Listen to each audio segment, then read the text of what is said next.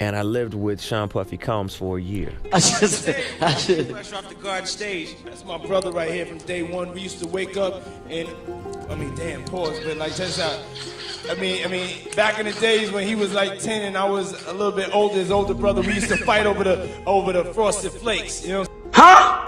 Did P. Diddy groom Usher to becoming what he is today? A lot of allegations been coming out about P. Diddy over this past couple months. Usher's name was mentioned by a lawsuit that was put up by a guy named Little Rod that was exposing him, Meek Mill, and some other people for sleeping with P. Diddy. So this guy named Gene Dale, he went on this show called The Art of Dialogue. He basically laid down the blueprint. Looking at this lawsuit, right, Little Rod, he alleges that, Diddy told him personally that he had sex with Usher. And when you look at the lawsuit, even though they got Usher's name redacted, you could tell who it is because they describe him as the guy that performed at the Super Bowl. Right. So, we all know who that is, but how you feel about it? Yeah, as y'all seen like on the lawsuit, that was the blatant, like you couldn't give a better hint of who the person was. When you look at the lawsuit, even though they got Usher's name redacted, you could tell who it is because they describe him as the guy that performed at the Super Bowl. Right. So, we all know who that is, but how you feel about that, man? Well, I mentioned that earlier, that he said about Stevie J. The Usher part, that's a touchy situation, man. You know what I'm saying? Because I had a certain feeling and I felt a certain way when Usher got on Shay Shay, and I don't mean to mention other people's platforms, but he got on. And by Shay Shay, he means Club Shay Shay when Usher went for an interview with Shannon Sharp. On Shay Shay, and he mentioned how great and how good Puff taught him and everything, you know what I'm saying, about the business, right? I know, and people know that was around that in that time that Puff and Usher did have a situation.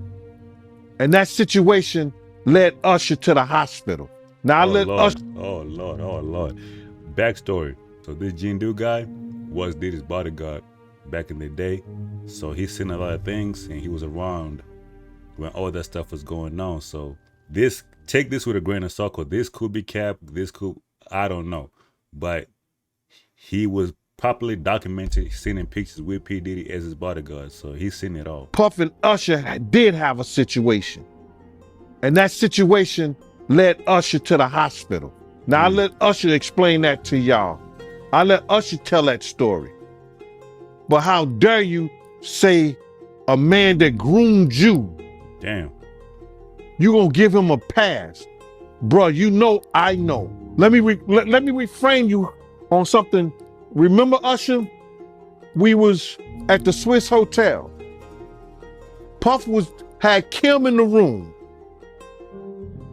Had one of Keith Sweat's baby mothers in the big room outside the master bedroom. He came outside in his robe. She gave him a fellatio right there. His back was turned to me. She gave him a fellatio. You knocked on the door. I came and opened the door for you. Puff went in the room. You came in the room and kissed that girl dead in her mouth. Holy. So he was saying some chick gave P. Diddy head. P. Diddy left and Usher came in and gave the girl a kiss? Nah, but this Hollywood weird shit keeps getting weird by the day. Golly. So, dang, so he basically sent him to the hospital. I don't know what happened when he went to the hospital. Did he penetrate his backside? I don't know. What caused him to go to the hospital? We got Usher right here talking about how he used to live with P. Diddy as a teenager. So let's hear in the living situations. To New York City. And I lived with Sean Puffy Combs for a year. That's the crazy thing. Now, that was L.A. Reid's idea, right? We're sending you over to something called Puffy Flavor Camp. There you go. To learn Flavor Camp. Yeah, Flavor that's Camp. what it was called. And you're going to go to Puff Daddy's. He's going in the 90s. Do you understand what that's like? Puffy's place was like just filled with chicks and orgying like nonstop, right? No. And the crazy part is this video is 7 years old and they still talk about this. Like everything is coming together as time goes on. The stories are starting to come out, and they're always being talked about, but old people always put them to the side. and you can see his face, like you can see like something happened, bro. Not really. I mean, but hey, it was curious. I got a chance to see some things. Yeah, but you were 13. What were you seeing? I went there to see the lifestyle, right? And I saw it, and it was, but I don't know if I could indulge and understand what I was even looking at. It was pretty wild. So nobody tried to, some woman didn't come along. I didn't say that. Okay. I didn't say that. What I did say is that there were very curious things taking place, and I didn't necessarily understand it. Biggie. Very curious things taking place, and he didn't understand. Diddy, Usher was a kid who believed he was destined to be great. I want to have a name for myself. It was his dream. If I don't believe it, nobody else would. When he was only 13, the world started believing in his talent. Young man is going places. The next Michael Jackson. But to become a star, he had to spend a year with a man he barely knew. You've changed your name to Love. I have become Love. Okay. We're sending you over to something called Puffy Flavor Camp. Did you feel like that took away from your childhood at all? Flavor Camp was Usher's last chance at having a career. Giving up is not an option in life. There's always a way. The allegations are absolutely horrific. Were you the only kid at Puffy Flavor Camp? Where we hanging out and what we doing, we can't really disclose. Music mogul Sean Diddy Combs, accused of trafficking and assault. But Usher didn't just survive Flavor Camp. He thrived from it. I'll never forget the first day I'm getting ready to do a showcase for my record company. My golden ticket was my voice, and I lost it.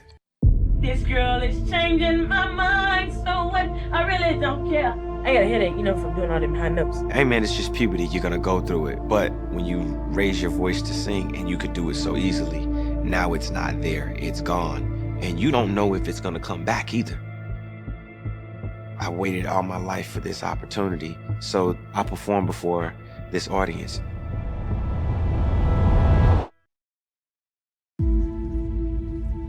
I think I may have ran about 10 miles. When I got back, my mother, she told me, I know this is hard, but we're gonna fight for it. We're gonna fight through it, and I'm gonna make sure that they don't drop you. When Usher was just 13 years old, his mother was hell-bent on making him a star. I had a mother who was strict. She's a big influence in your life, right? Definitely. She, she's my manager, and I keep her with me everywhere I go. But during their next meeting with the label, Usher would have to make a sacrifice if he was going to keep his dream alive. They didn't want me in. They would actually say, you're too close to the project. Oh, Puffy was there. I didn't know him. And he said, you're going to have to trust me. Puff Daddy becomes the legal guardian of young singer Usher Raymond. He's going to mentor you and show you the life. We're sending you over to something called Puffy Flavor Camp. I'm gone. I want to entertain. My mother was like, you're not going to be one of those people who's just sitting around and sleeping on my couch. I said, don't worry about it. I'll be gone by 14. But although his new mentor was a talented producer, working with him came at a cost. How do you take 20,000 children in the middle of New York City without anybody seeing?